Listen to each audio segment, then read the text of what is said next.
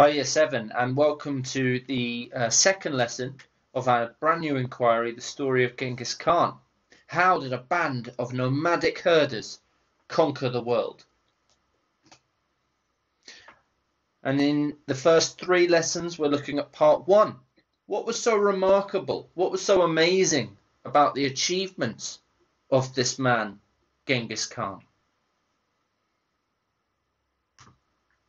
Let's think about the knowledge that we have gained from lesson one. Based on your work from lesson one, what do we know so far? We know lots. We know that Genghis Khan was born in the year 1162, in the 12th century, in 1162. We know that he was born in a very remote place in the north of what is now Mongolia, on the banks of the Onon River. The Onon River flew down from Mount Burkan. And we know that his tribe, the Mongols, were animists, worshippers of the natural world. Not only did they worship the mountain, Mount Burkan, God Mountain, and the rivers that flowed down from it, they also worshipped the sky, the eternal blue sky. We know that he was not known as Genghis Khan until much later in his life. For the first several decades of his life, Genghis Khan's name was Temujin. We also know that as a young boy, he faced many challenges. His father was killed. In fact, he spent several years as a slave, and later his bride, Borta, was kidnapped.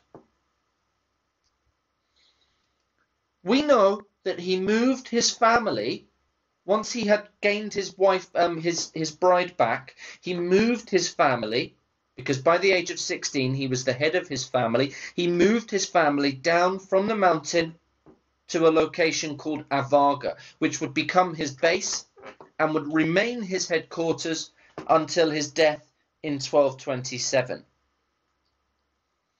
We also know that his tribe was always vulnerable to attack from rival groups, so he set up tight security around Avaga.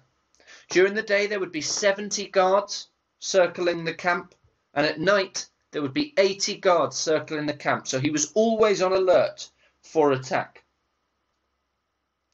We also know that he led his tribe to attack the Tartars, raiding their tents and looting their goods. The Tartars, as the map in your booklet shows you, were a tribe on the eastern side of Mongolia. And by attacking them and raiding their tents and looting their goods, Temujin was able to make his tribe stronger and richer. We also know that Temujin valued the quality of loyalty above everything else. He viewed loyalty as more important than blood and family. In other words, as long as you were loyal to him, it did not matter if you were related, you could still become an incredibly important person in his tribe. So loyalty was the number one thing he looked for. We know that by 1206, he had taken control of the entire area of the Mongolian grasslands. Okay, and you can see that in that red map in the picture at the bottom there. All right.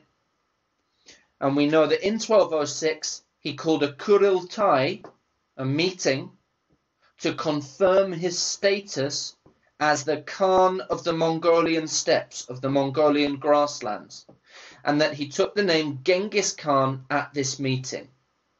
In Mongolian, it's pronounced Chinggis Khan, okay, and historians think that it comes from the Mongolian word for wolf, which is Chin.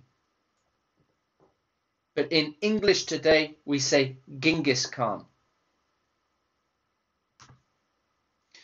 In this lesson today, you are going to learn about two things. How did Genghis Khan organize and maintain his growing control?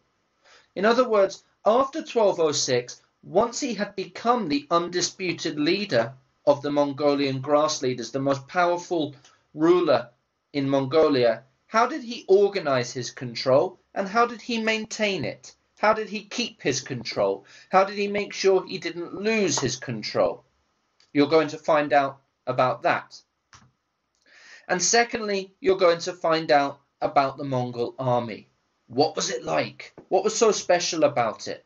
What made the Mongol army so successful? And in order to do this, it's not lesson 1, it's lesson 2. In order to do this, all right, you're going to need to download the part 1 booklet again. It's the same booklet, but this time you're going to read chapter 3.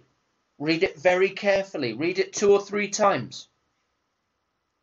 Then you can download the lesson 2 worksheet, all right, which looks like this. And you can complete the questions by filling in the boxes. And then really try and extend your learning. Choose one of these activities. If you did one in the previous lesson, choose a different one. Okay?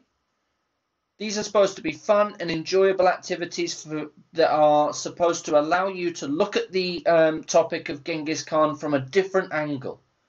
All right? So choose one of those.